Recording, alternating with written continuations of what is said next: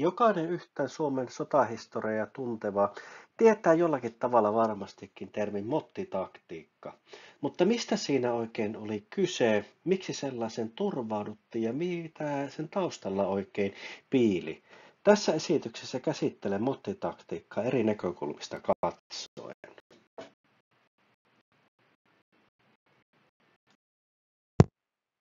Mottitaktiikkaa yhdistetään ennen kaikkea talvisotaan, vaikka sitä käytettiin myöskin jatkosodan aikana. Sen historia kuitenkin ulottuu kauemmaksi. Silloin täytyy mennä tuonne 1920-luvulle, jolloin Suomen puolustusta järjestettiin uudelleen. Siinä vaiheessa, kun Suomi oli itsenäistynyt ja maan kansainvälinen asema oli saatu kutakuinkin vakaalle tolalle, niin täällä kyllä kuitenkin tiedostettiin ja ymmärrettiin se, että me olemme potentiaalisesti vihamielisen suurvallan naapureita ja missä tahansa sotilaallisessa yhteenotossa itänaapurin kanssa me olemme lähtökohtaisesti altavastaajan asemassa. Tällaisessa tilanteessa Suomessa ryhdyttiin valmistautumaan kuitenkin tarvittaessa sotilaalliseen maanpuolustukseen, vaikka lähtökohdat olivat tiedossa. Tällainen havainto ja tosiasioiden ymmärtäminen ei siis saanut täällä mitään tappion mielialaa aikaiseksi tai sitä, että hanskat nakattiin nurkkaan, vaan ennen kaikkea ryhdyttiin miettimään, että miten tässä tilanteessa oikeastaan voitaisiin toimia. Toisaalta sitten se olennainen juttu oli, että Suomen näkökulmasta meillä oli käytännössä yksi eksistentiaalinen uhka, ja se oli tämä meidän itänaapurimme, vaikka muihinkin uhkaskenaarioihin tietysti piti varautua. Ja Suomessa ryhdyttiinkin sitten kouluttamaan joukkoja, niin puolustusvoimat kuin suojeluskunnat kouluttivat ja harjoittivat joukkoja 1920- ja 30-luvulla. Ja näissä harjoituksissa testattiin erilaisia taistelutapoja, testattiin erilaisia toimintatapoja erilaisissa olosuhteissa, mikä toimii, mikä ei toimi. Ja tietystikin Suomessa pyrittiin sitten seuraamaan sitä, että mikä on tämmöinen yleinen kansainvälinen kehitys sotilasteknologiassa ja taistelutavoissa, ja erityisesti sitten mitä tuolla itänaapurin puolella oikein tapahtuu. 1920- ja 1930-luvuilla sotilasteknologian kehitys oli nopeaa ja voimakasta. Suomen näkökulmasta erityisesti kaksi osa-aluetta oli erityisen mielenkiintoisia, mitä tuohon itänaapurin toimintaan tulee. Ne olivat ilma-aseen kehitys ja panssarisodankäynnin kehitys. Suomalaisessa toiminnassa toki jo tuossakin vaiheessa painottui itse asiassa tykistön käyttö, ennen kaikkea se, että miten voitiin mahdollisimman pienillä resursseilla saada aikaan mahdollisimman suuri tulivaikutus. Neuvostoliitto, kuten muutkin sotilaalliset suurvallat, kehittivät uusia taistelutapoja ja uutta sodankäyntiteknologiaa.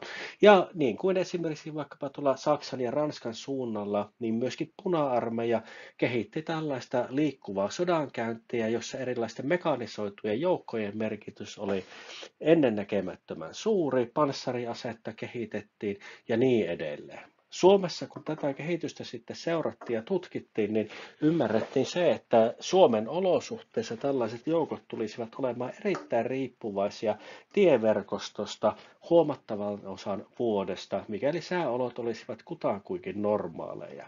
Suomen tapauksessa sitten ymmärrettiin myöskin se, että jotta tällaisia joukkoja vastaan voitaisiin taistella ja ylipäätään saada omista rajallisista resursseista kaikkein eniten irti, niin Suomessa pitäisi sitten panostaa huomattavasti joukkojen liikkuvuuteen. Ja täällä se tarkoitti tuossa vaiheessa ennen kaikkea sitä, että talvisin liikuttaisiin suksilla, mikä myöskin vapautti täysin joukot tieverkostosta ja mahdollisti liikkumisen alueella, missä ajoneuvoilla liikkuminen oli vaikeaa tai mahdotonta. Ja toisaalta sitten kesäisin liikuttaisin polkupyörillä.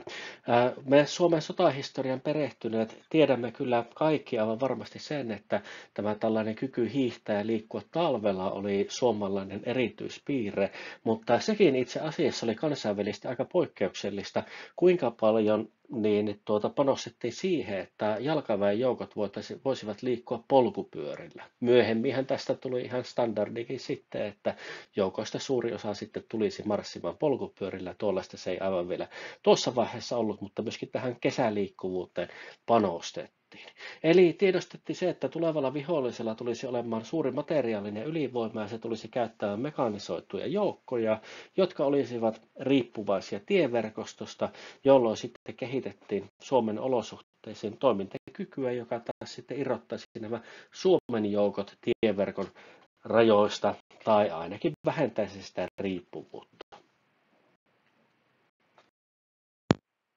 Jos tavoitteet tiivistää lyhyen, niin kyse oli siitä, että piti löytää keinot minimoida vihollisen suuri materiaalinen ylivoima, saavuttaa sellainen toimintakyky, että niin voitaisiin tällaista voimaa vastaan taistella säästäen omia voimia, tiedostaen sen, että mihinkään turpaanlyöntikisaan kulutussodan muodossa Suomella ei olisi varaa.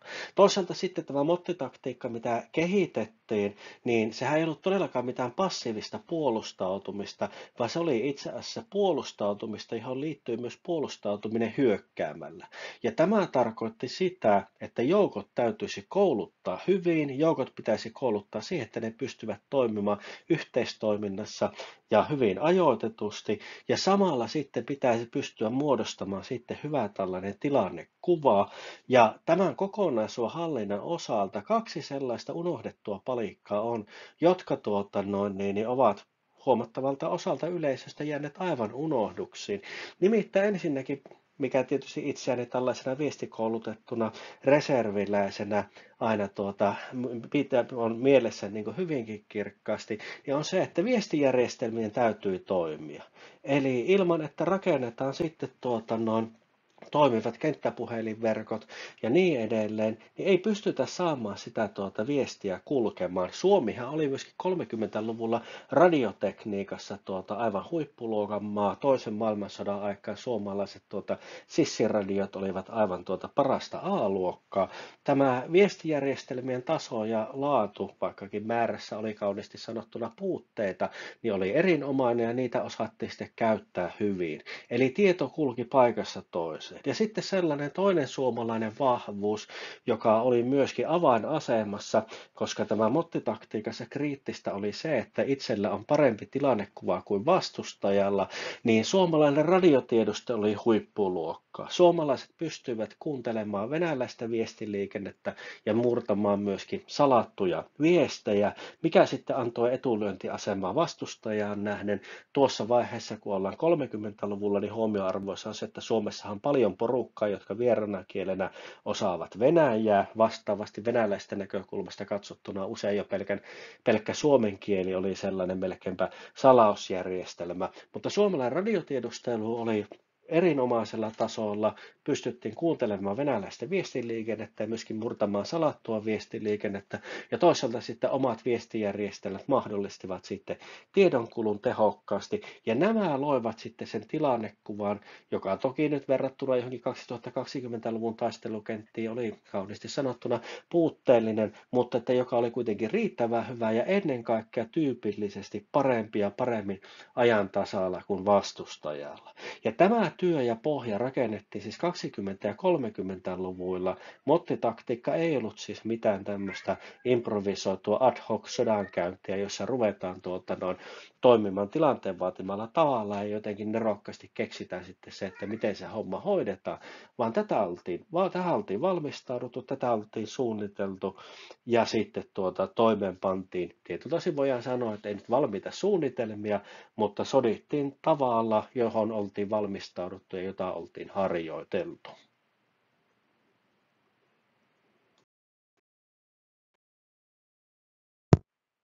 Talvisodan kuuluisimmat mottitaistelut käytiin Raatteentiellä Suomussalmella, ja sieltä olenkin ottanut sitten myöskin tämän esimerkin.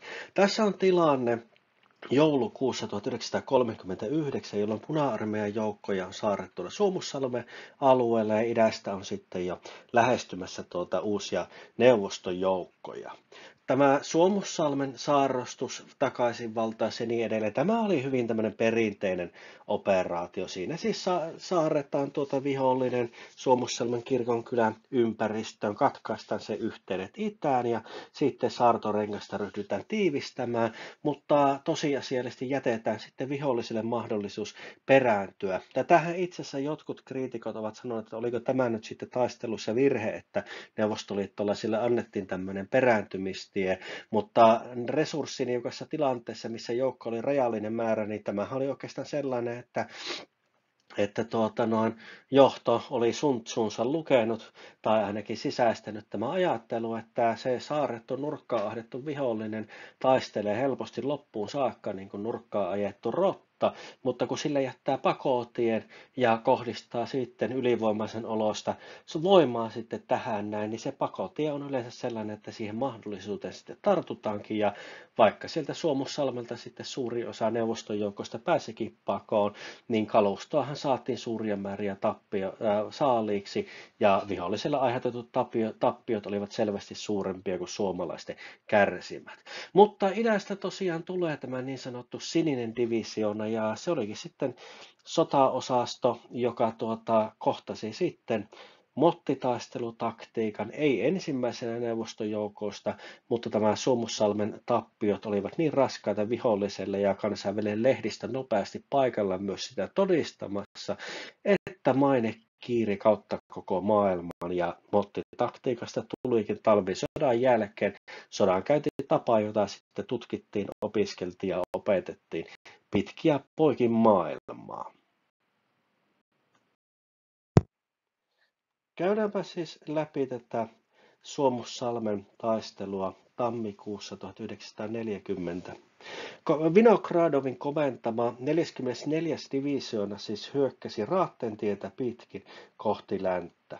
Alun alkaen tämän divisioonan tavoitteenahan oli ollut edetä Ouluun, katkaista Suomi sitten kahtia, järjestää Oulussa voiton paraati ja sellainen strateginen tavoite oli Etelä- ja Pohjois-Suomen erottaminen toisestaan, jolloin pohjoinen olisi ollut sitten helppo valloittaa ja sieltä sitten olisi matka jatkunut etelään. Samassa myöskin sitten nämä Pohjois-Ruotsin malmikentät olisivat olleet lähempänä. Tämä Vinogradovin osasto sitten kuitenkin, tai siis joukko-osasto, pysäytetään sitten Raatteen tielle ja se tapahtuu kahden järven välisellä kapealla alueella, jossa sitten myöskin näiden järvien välinen joki helpotti puolustusasemien rakentamista. Suuri sotilaallinen voimahan sitten, kun se oli suurelta osin puristettu tänne tien ympäristöön tai tiehen rajautunut, niin sehän oli levinnyt hyvin laajalle alueelle. Alkuvaiheessa neuvoston joukkoja tosiaan oli laajemmalla alueella. Mielikuvissahan usein on ajatus siitä, että sieltä nyt niin kuin marssii sellainen valtava kolonna tietä pitkin. No ei se nyt aivan sillä tavalla ollut, ei tuo itännaapuri nyt idiootti ollut vuonna 1940kään, vaan se neuvostoliittolaiset tulivat sieltä idästä, etenivät Raatteen tietä pitkin, ottivat ympäröiviä alueita haltuunsa ja niin edelleen, mutta se stoppi pistettiin kuitenkin kahden järven välisellä alueella, jossa sitten puolustus tapahtui tämmöiseen maantieteellisestikin edullisessa paikassa. Ja tämä, kun vihollisen osastot ovat tieverkkoon kuitenkin suurelta osin rajautuneita ja suksia vailla olleet joukot eivät pysty metsäalueella etenemään, niin tämähän tarkoitti sitä, että vihollinen ei pystynyt hyödyntämään tätä suurta materiaalista ja miesylivoimaansa, kun sitten ei voinut keskittää niitä joukkoja sinne hyökkäysalueelle samalla.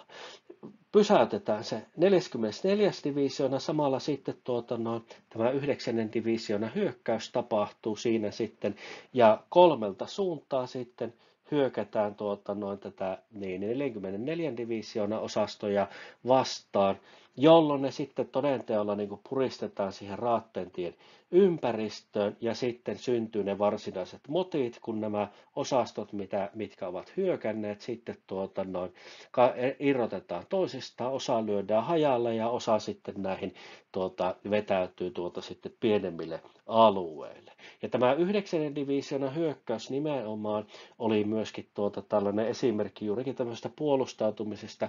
Hyökkäämällä koukataan sinne vihollisen selustaan ja isketään sitten sieltä sivustasta. Ja tässä nimenomaan nyt olennaista oli juurikin tämä suomalainen radiotiedustelu, mikä mahdollisti verrattain hyvään neuvostoliittolaisesta näkökulmasta niin kuin tuskallisen hyvän tilannekuvan muodostamisen toimivat viestiyhteydet, millä hyökkäyksiä voitiin koordinoida. Ja sitten kun voitiin hyökätä tätä levällä olevaa vihollista vastaan, nämä suomalaiset osastot sitten tosiasiallisesti monin paikkoin olivat kuitenkin niin kuin siellä itse taistelukentällä määrällisesti, jos eivät ylivertaisia, niin eivät ainakaan sillä tavalla alakynnessä kuin muuten olisi. Ja myöskin sitten tämä paikka, jossa sitten tämä pysäyttäminen tapahtui divisioonan tai vihollisen kärkijoukoille, niin siellä sitten tapahtuu myöskin puolustushyökkäykset.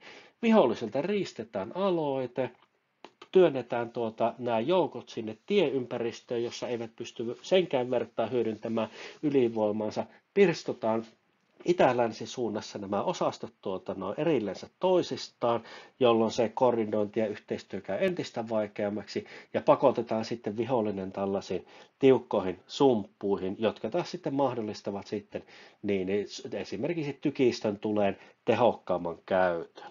Ja osahan näistä neuvostoliittolaisista joukoista sitten lyödään hajalle ja miehiä pakenee tuonne pohjoisen suuntaan.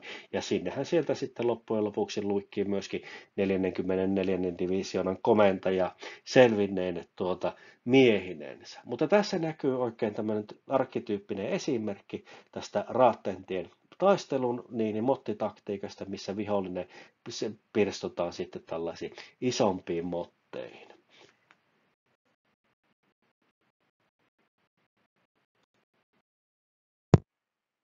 Mutta mistä ihmeestä tulee sitten tämä sana motti?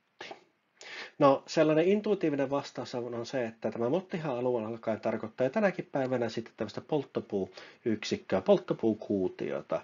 Että nämä motit, joihin näitä vihollissotilaita oli saarettu, että nämä olisivat ikään kuin tämmöisiä polttopuurykkiöitä. No itse asiassa tämä ei pidä paikkaansa, vaan tämä motti tulee tuolta Karjalan suunnalta, nimittäin oltiin saarettu neuvostoliittolaisia joukkoja, joiden ympärille sitten alkoi kehittymään tämmöinen tiivistyvä saartorengas. Tämän paikan lähellä oli tärkeä viestikeskus, jossa oli tällainen voisi sanoa, että suorastaan hermokeskus tälle sodankäynnille, ja siellä oli tällainen viestiasema, ja sen peitenimi oli Motti. Ja kun tämän Lemetin alueella oltiin saarettu suuri määrä neuvostoliittolaisia joukkoja ja sitten tämä saartorengas sulkeutui, niin tämä Motti-sana itse asiassa niin kuin levisi siellä paikallisesti siihen käyttöön, että niitä saarettua neuvosto-osastoa, joka siellä oli, niin että se olisi se, niin kuin se Motti. Sitä alettiin siellä sitten käyttämään, ja tämä levisi sitten sotilaiden keskuudessa laajemmaltikin, ja levisi sieltä Karjalan ulkopuolelle myöskin, että nämä saarostetut neuvostojoukot, että ne olisivat niin kuin niitä motteja, mutta se tulee ihan vain tämmöisen yhden taistelun viestikeskuksesta, joka oli tämmöinen peitennimi oli käytössä, joka sitten niin kuin siirtyi siitä lähelle saarettuja neuvostojoukkoja tarkoittamaan, josta sitten siitä tuli tämmöinen yleistermi, sille, että kun on näitä vihollissotilaita saarrettu jonnekin. Huomioarvoissa on myöskin se, että tämä mottihan sinänsä myöskin on sillä tiedostettava, että tämähän vaikka se oli taktiikkana suorastaan nerokas, miten suomalaiset toimivat Raattentiellä ja niin edelleen, niin tämähän myös kertoo osaltaan sitten myöskin suomalaisten heikkoudesta. Eli että kun sinne mottiin oltiin saarettu niitä joukkoja, niin näillä oli usein sitä raskasta kalustoa, ampumatarvikkeita, panssarivaunuja ja muuta niin paljon, että niiden mottien niin sanottu purkaminen oli hyvin vaikeaa. Ja itse asiassa suurimpia mottejahan neuvostoliittolaiset huolsivat sitten ilmateitse pudottaen sinne lisää tarvikkeita, ja niitä ei saatu sitten koko talvisodan aikana kaikkia edes purettua. Että se oli osaltaan niin kuin myöskin tämmöinen osoitus siitä, että Suomelta puuttui se suuri sotilaallinen voima, jolta olisi voitu sitten murskata nämä motit, mutta toisaalta sitten myöskin huomioarvoisa on se, että pienellä määrillä tai verrattain pienellä määrillä sotavoimia sitten pystyttiin suurempia sotajoukkoja myöskin torjumaan, ja toisaalta niin kuin sitten tämä Suomussalmelta vetäytyneet neuvostojoukot ja Raattentien tapaus, niin nämä motithan mahdollistivat sitten suuren määrän sotasaalista, Ja itse asiassa talvisodan aikanahan Suomen asevoimien, maavoimien osalta suurin asetoimittajammehan me oli oikeastaan tuo itänaapuri, kun sitä sotasaalista saatiin sitten noin suuria määriä.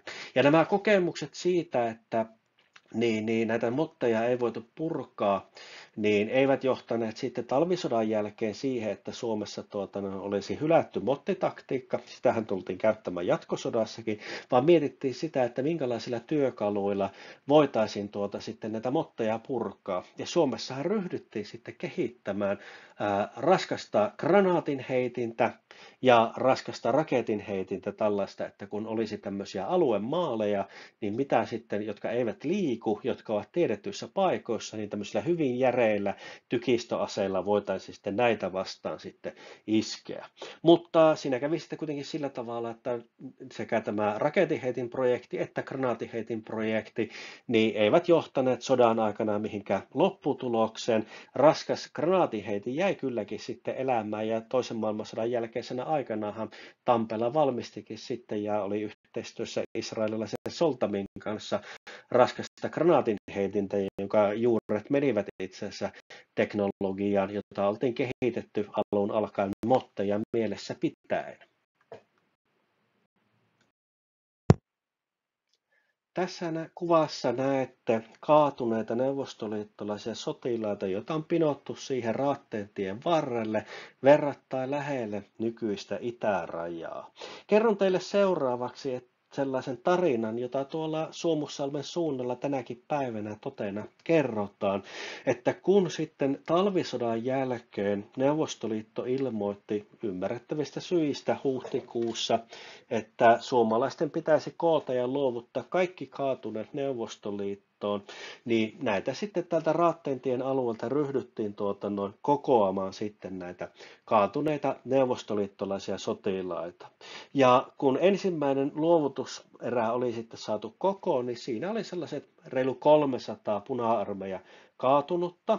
Ja kun nämä sitten vietiin neuvostoliittolaisille, niin nämä olivat sillä, että hetkinen, ei me nyt näitä ruveta vastaan ottamaan, että ei nämä voi olla kaikki meikäläisiä, mutta siinä sitten semmoisen nujuamisen ja kiistelyn jälkeen sitten neuvostoliittolaiset suostuivat ottamaan nämä reilu 300 kaatunutta, ja he ilmoittivat, että tässäpäs nämä kaikki olivat.